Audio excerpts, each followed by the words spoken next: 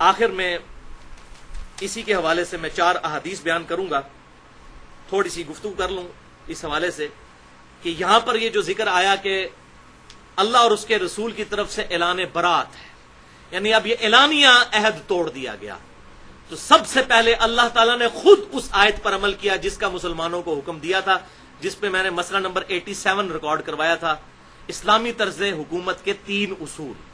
تو پہلا اصول سورۃ الانفال کی آیت نمبر 58 میں یہی آیا تھا کہ جس کسی قوم کے ساتھ تمہارا عہد ہو تو عہد کو اعلانیہ توڑنا ہے، ون سائیڈڈ نہیں، اعلانیہ توڑنا ہے، بتا دینا کہ اب ہمارا آپ سے عہد نہیں ہے۔ اچھا، دوسرا اس میں اصول بیان ہوا تھا کہ میدان جنگ میں بھی اگر کافر صلح کی آفر کر دے تو جنگ روک کر ان کے ساتھ صلح کر لو۔ اور تیسرا اصول کہ اپنے جو آلات جنگ ہیں ان کو ہمیشہ ہر وقت تیار رکھو اپنے دشمنوں کے خلاف۔ تو اعلانیہ طور پر عہد توڑنے کی یہ پہلی مثال خود اللہ تعالیٰ نے سورۃ التوبہ کے اندر، چونکہ پہلے یہ عہد صلح حدیبیہ کی جو صلح تھی توڑی تھی مشرکین عرب نے، تو اللہ تعالیٰ نے کہا کہ اب تم نے خود چونکہ عہد توڑ دیا، اب ہم اس کو رینیو نہیں کریں گے، تمہارے ساتھ سارے عہد ختم، سوائے ان قبیلوں کے ساتھ جن کے ساتھ دوسرے عہد ہیں لیکن وہ بھی رینیو نہیں ہوں گے۔ وہ ہم نے آیات پڑھ لی، پہلی 6 آیات سورۃ التوبہ کی، ان کی مدت پوری کی جائے گی۔ اب 4 احادیث اینڈ پہ سن لیں، پھر ہماری یہ گفتگو اس حوالے سے مکمل ہو جائے گی۔ پہلی حدیث صحیح بخاری اور مسلم کی متفق علیہ حدیث ہے، انٹرنیشنل نمبر کے مطابق 4656 اور 4657 2 ترک ہیں اکٹھے۔ امام بخاری انہی سورۃ التوبہ کی 6 آیات کے کانٹیکسٹ میں لے کر آئے کہ سیدنا ابو ہریرہ رضی اللہ تعالیٰ عنہ کہتے ہیں، یہ 9 ہجری کا واقعہ ہے، 8 ہجری کے اندر فتح مکہ ہوا، تو اس کے بعد جو حج ہوا مشرکین عرب مسلمانوں نے اکٹھا حج کیا۔ 9 ہجری میں بھی مشرکین عرب اور مسلمانوں نے اکٹھا حج کیا، وہ اپنے طریقے سے کرتے رہے، مسلمان اپنے طریقے سے۔ سیدنا ابوبکر صدیق رضی اللہ تعالیٰ عنہ کو نبی صلی اللہ علیہ وسلم نے امیر حج بنا کر 9 ہجری میں بھیجا، یہ اس کا ذکر ہے بخاری میں جو سیدنا ابو ہریرہ کر رہے ہیں۔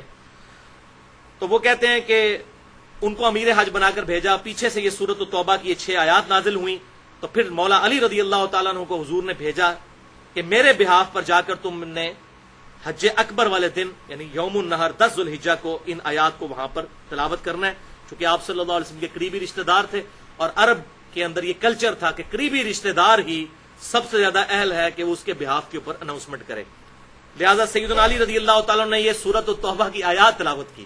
آپ دیکھیں کتنی ذلت اٹھانی پڑی ان مشرکین کو، ان کے سامنے ان کو کہا جا رہا ہے کہ 4 مہینے کا ٹائم ہے، یا تو اسلام قبول کرو، ادروائز جہاں پائے جاؤ گے قتل کیے جاؤ گے، اور مسلمانوں ان کی ایسی کی تیسی پھیر کے رکھ دو، 4 مہینے تک ان کو مہلت ہے۔ کتنی ذلت! تو اسی حدیث بخاری میں آتا ہے کہ اس میں 2 باتیں آپ صلی اللہ علیہ وسلم نے اور حضرت علی سے کہا کہ وہاں بیان کرنی ہے۔ نمبر 1، آئندہ سال کوئی مشرک حج کے لیے نہیں آئے گا، یعنی اب حرم میں کوئی کافر اور مشرک داخل نہیں ہو سکتا، آج تک الحمدللہ کوئی داخل نہیں ہو سکتا، نہ حرم مکہ میں اور نہ حرم مدینہ میں۔ اور دوسری بات آپ صلی اللہ علیہ وسلم نے ساتھ فرمائی کہ آئندہ کوئی شخص ننگا طواف کعبہ نہیں کرے گا، کیونکہ وہاں لوگ بالکل کپڑے اتار کر بھی مشرکین عرب طواف کعبہ کیا کرتے تھے اور سب سے اعلیٰ طواف اسے سمجھتے تھے، اور اپنی لاجک دیتے تھے، وہ کہتے تھے چونکہ انسان کو اللہ تعالیٰ نے بغیر کپڑوں کے پیدا کیا ہے تو سب سے اعلیٰ طواف کعبہ یہ ہے کہ انسان وہ کپڑے بھی اتار دے جو انسان نے خود پہنے ہوئے ہیں۔ جس طرح ہمارے بھی انڈیا پاکستان میں مولوی جو ہے نا وہ اپنی طرف سے لاجکس بنا کے نا، تو جی اے ہوندا ہے تو چونکہ اے ہو گیا تو اے ہو گیا، وہ اپنی طور کو ہی پورے وہ بنا دیتے ہیں۔ جو میں نے ایک دفعہ بتایا تھا، ڈاکٹر طاہر القادری صاحب نے کہا کہ اوپن مجمع میں، اور میں نے ٹی وی پہ ویڈیو سنی، وہ کہتے ہیں یہ بتاؤ نماز پڑھنا کس کی سنت ہے؟ صاحب نے کہا کہ نبی صلی اللہ علیہ وسلم کی۔ اس نے کہا جی یہ بتاؤ دروشی پڑھنا کس کی سنت ہے؟ صاحب نے کہا اللہ تعالیٰ کی، ان اللہ و ملائکتہ یصلون علی النبی۔ پھر انہوں نے کہا جی ہن دسو اللہ دی سنت افضل ہے یا نبی دی سنت؟ اب لوگ جو ہیں وہ پریشان ہیں کہ اگر کہتے ہیں اللہ کی سنت افضل ہے تو پھر دروشی کو نماز افضل ماننا پڑتا ہے، اگر کہتے ہیں نبی کی سنت افضل ہے تو معاذ اللہ استغفر اللہ اللہ تعالیٰ سے پرائرٹی دینی پڑتی ہے۔ تو لوگ بول ہی نہیں رہے بےچارے، تو پھر وہ کیا کہتا ہے بولو میں بیٹھے ہیں نا تھے، یعنی میں دوزخ ہی جانا سے تھوڑے حصے سے میں دوزخ کھٹنے سے بیٹھے ہیں نا، یہی مطلب ہوا نا اس کا۔ تو پھر صاحب نے کہا جی اللہ کی سنت ہی افضل ہے، تو انہوں نے کہا پھر درود شریف نماز پڑھنے سے افضل ہوا۔ یہ وہ لاجک ہے جو مشرکین عرب نے بھی دی تھی کہ جی چونکہ اللہ تعالیٰ نے ننگا پیدا کیا لہذا ننگا طواف کیا جائے۔ یہ میں نے پھکی دے دی ہے ان کو، یہ جو اس قسم کی بناتے ہیں نا علم الکلام سے اور فلاسفیکل آنسر، تو یہ ایک پھکی ہے، ایک علم الکلام کا جواب، لاجیکل آنسر، اینٹی وینم۔ یہ یاد رکھنا ہے آپ نے کہ ہاں جی آپ تو مشرکین عرب کے طریقے پہ ہیں، حالانکہ بخاری اور مسلم کی متفق علیہ حدیث ہے. آپ صلی اللہ علیہ وسلم سے پوچھا گیا اللہ تعالیٰ کے نزدیک سب سے افضل عمل کون سا ہے؟ آپ صلی اللہ علیہ وسلم نے فرمایا بندے کا وقت کے اندر نماز کو قائم کرنا. بخاری اور مسلم کی متفق علیہ حدیث ہے. اسلام کی بنیاد 5 چیزوں پر ہے. کلمہ پڑھنے کے بعد پہلی چیز نماز، اس کے بعد پھر زکوٰۃ، پھر رمضان کے روزے، پھر حج بیت اللہ اگر استطاعت ہو تو. وہاں بھی نماز کا ذکر کیا. تو ایسے علماء کو شرم نہیں آتی جب یہ اس قسم کے رزلٹ وہ ٹی وی پہ بیٹھ کے نکال رہے ہوتے ہیں؟ بے شرمی کی انتہا ہے. تو مشرکین عرب بھی یہ کہتے تھے ننگا طواف، تو وہ اعلان ہو گیا. صحیح بخاری میں حدیث بھی آ گئی کہ یہ کام نہیں کرنا، 2 کام نہیں کرنے. آندہ کو مشرک حج کے لیے نہیں آئے گا اور ننگا طواف نہیں کیا جائے گا. دوسری حدیث بھی صحیح بخاری کی ہے جو اسی حدیث کا ترک ہے انٹرنیشنل نمبر کے مطابق 3177 نمبر. ایک اور جگہ امام بخاری نے ریپیٹ کی، اس میں سیدنا ابو ہریرہ کے الفاظ ہیں کہ یہ اعلان ہم نے حج اکبر کے دن کیا تھا. حج اکبر کا موقع نہیں، حج اکبر کا دن، اور وہ 10 ذوالحجہ یوم النہر کا دن تھا. وہ جو قرآن میں آیا یوم الحج الاکبر. اور سیدنا ابو ہریرہ کہتے ہیں کہ اس کو حج اکبر اس لیے کہا گیا کہ لوگ عمرے کو حج اصغر کہنا شروع ہو گئے تھے. اب آپ کو پتا چلا کہ حج اکبر کا مطلب جمعے کے دن حج آنا نہیں ہے. حج اکبر کہتے ہیں اس حج کو جو مسلمان پر فرض ہے، اور حج اصغر کہتے ہیں عمرہ کو، چھوٹا حج. تو یہ بخاری 3177 میں آ گیا. سیدنا ابو ہریرہ کہتے ہیں چونکہ عمرے کو چھوٹا حج کہا جانا شروع کر دیا تھا، اس لیے پھر اس حج کو حج اکبر، وہ حج اصغر عمرہ اور یہ حج اکبر. لہذا یہ مسئلہ بھی آج کلیئر ہو گیا جو یہاں پر کنٹروورشل گفتگو چلتی ہے، میں نے الحمدللہ کلیئر کر دیا. تیسری حدیث بھی صحیح بخاری میں ہے 1742، اور یہ حدیث مرفوع ہے. آپ صلی اللہ علیہ وسلم نے خود حج اکبر فرمایا ہے 10 ذوالحجہ کے دن کو، یوم النہر کو.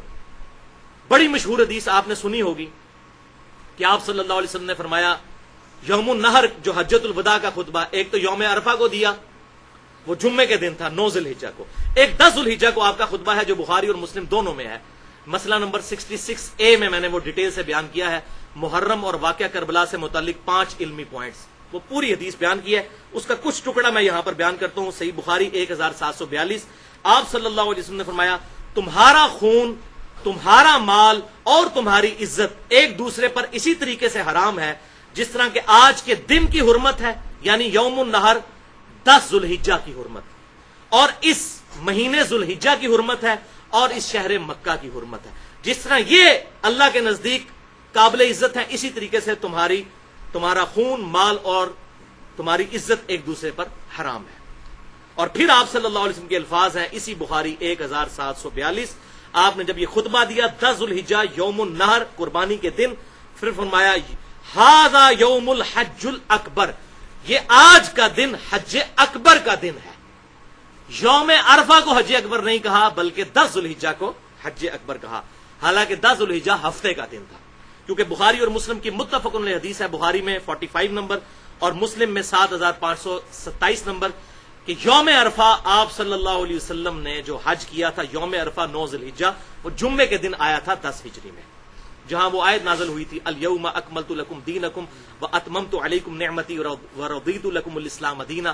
آج کے دن ہم نے تمہارے لیے تمہارا دین مکمل کر دیا، اپنی نعمت تم پر تمام کر دی، اور اسلام کو ایز اے ریلیجن تمہارے لیے پسند کیا. تو یہ بخاری مسلم میں موجود ہے. لہذا یوم عرفہ چاہے جمعے کو آئے یا کسی اور دن کو حج اکبر نہیں بنتا. حج جو بھی کرتا ہے وہ حج اکبر ہی کرتا ہے، جو عمرہ ہے وہ حج اصغر ہے. ویسے بھی یوم عرفہ والے دن اگر جمعہ آ بھی جائے تو جمعہ پڑھا تو کوئی نہیں جاتا، ظہرین ہی پڑھی جاتی ہے.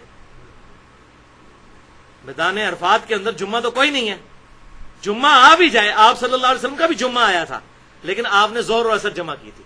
جمعہ پڑھنا کوئی نہیں، اور پھر بھی کہنا کہ جی وہ جمعے کا حج اکبر ہو گیا، وہ تو ہے ہی ظہر کی نماز. حج اکبر کہتے ہیں حج کو، اور حج اصغر کہتے ہیں عمرے کو. حج اکبر بڑا حج اور عمرے کو کہتے ہیں چھوٹا حج. الحمدللہ.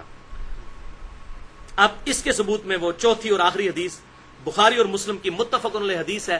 آپ صلی اللہ علیہ وسلم نے فرمایا جس شخص نے رمضان المبارک کے اندر عمرہ کیا گویا کہ اس نے حج ادا کیا.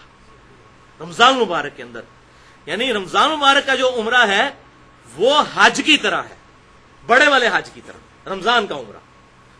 اور مسلم شریف میں الفاظ آتے ہیں کہ راوی کہتے ہیں کہ مجھے شک ہے کہ آپ صلی اللہ علیہ وسلم نے ساتھ یہ بھی فرمایا تھا جس نے رمضان میں عمرہ کیا گویا اس نے میرے ساتھ حج کیا، لیکن مجھے یہ کنفرم نہیں، مجھے ہلکا سا یاد پڑتا ہے، لیکن اس راوی کو تو بھول گیا۔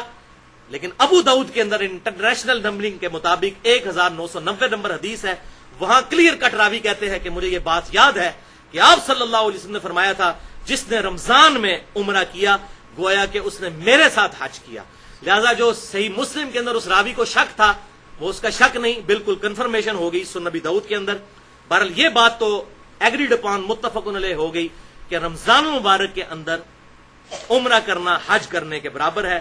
رمضان کے اندر عمرہ حج اصغر بھی جو ہے وہ حج اکبر کے برابر الحمدللہ ہو جائے گا۔ اللہ تعالیٰ کی طرف سے یہ خاص انعام ہے۔ حج کے حوالے سے میری 200 منٹ کی گفتگو ہے، مسئلہ نمبر 54A اور 54B، حج اور عمرہ کے صحیح احکام و مسائل، اور اسی کی پھر ایکسٹینشن ہے مسئلہ نمبر 54C اور 54D، وہ بھی 200 منٹ کی گفتگو ہے۔ قبر رسول صلی اللہ علیہ وسلم کی حاضری سے متعلق فرقہ وارانہ نظریات کا تحقیقی جائزہ۔ اللہ تعالیٰ سے دعا ہے جو حق بات میں نے کہی ہمارے دلوں میں راسخ فرمائے، اگر جذبات میں میرے منہ سے کوئی غلط بات نکل گئی تو اللہ تعالیٰ ہمارے دلوں سے محو کر دے، ہمیں کتاب و سنت کی تعلیمات پر عمل کر کے دوسرے بھائیوں تک پہنچانے کی توفیق عطا فرمائے۔ سبحانک اللہم و بحمدک، اشہد ان لا الہ الا انت، استغفرک و اتوب الیک، وما علینا الا البلاغ المبین۔